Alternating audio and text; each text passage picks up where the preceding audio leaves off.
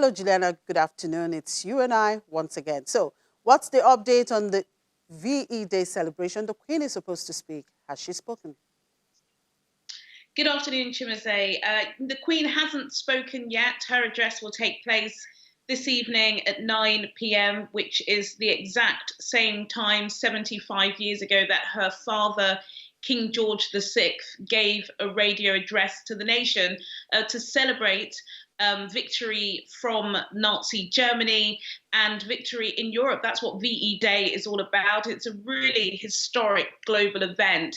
And I would say global because, of course, World War II affected everybody. It's a really poignant point in Britain's calendar. Today, there have been a series of very small events because, of course, nobody expected COVID-19 would dominate as it has. And any royal event in this country typically takes months and months of preparation. At 11 a.m. this morning, Prince Charles, the Prince of Wales, alongside his partner, the Duchess of Cornwall, they led the nation in 2 minutes of silence. Boris Johnson was seen, as well as the opposition Labour leader. Practically everybody of importance around the United Kingdom bowed their head and laid respect to a generation that Prime Minister Boris Johnson has called the greatest British generation of all time. So yes, it's been pretty muted, of course, but nonetheless, Britain is still celebrating. And ahead of Prime Minister Boris Johnson's speech on Sunday, a cabinet minister has hinted that people should not expect big changes to the coronavirus lockdown. How eager are the people to get out? Well, to ease the lockdown or to not ease the lockdown? That's the £1 billion question on everybody's lips at the moment. Nicola Sturgeon, the First Minister of Scotland, she's right now, as we speak, giving her daily COVID press briefing. And we believe that she will be asking the people of Scotland to bear with her while she extends her lockdown for another 3 weeks. Just about half an hour ago, we heard from the Welsh First Minister, because, of course, they have devolved parliaments. He said that he will be extending it for 3 weeks. And now Prime Minister Boris Johnson is under a lot of pressure. Over the past week, there have been various leaked sources saying that Monday is now going to be considered Happy Monday because people will be allowed out of their house.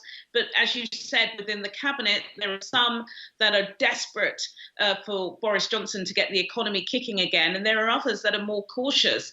Gordon Brown, the former Prime Minister, was speaking to the press earlier this week, and he just said it's just too soon.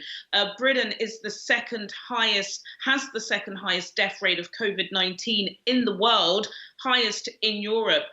We were late into lockdown, so being early to lift the measures, they think is too soon. But then, of course, we know that it's crippling the economy. We've had really grim statistics from the Bank of England, and the government just simply can't afford to pay everybody's wages until a vaccine is found. But yes, Boris Johnson will be speaking on Sunday. We're expecting there to be a slight lift. There will be some changes, but I don't think Chimmy will be expecting any significant changes until at least June. Okay, so passengers traveling through some UK airports are being told to cover their faces and wear gloves due to COVID-19. Now, the new rules apply to those traveling through Manchester, Stansted, and East Midlands airports. Why so? Well, I think it's really to show confidence. In Britain, one thing a lot of our viewers and citizens will be aware of is that they're always talking about following the science. And due to the science that they've been listening to, they're not 100% certain that masks do indeed stop you from catching or spreading the coronavirus.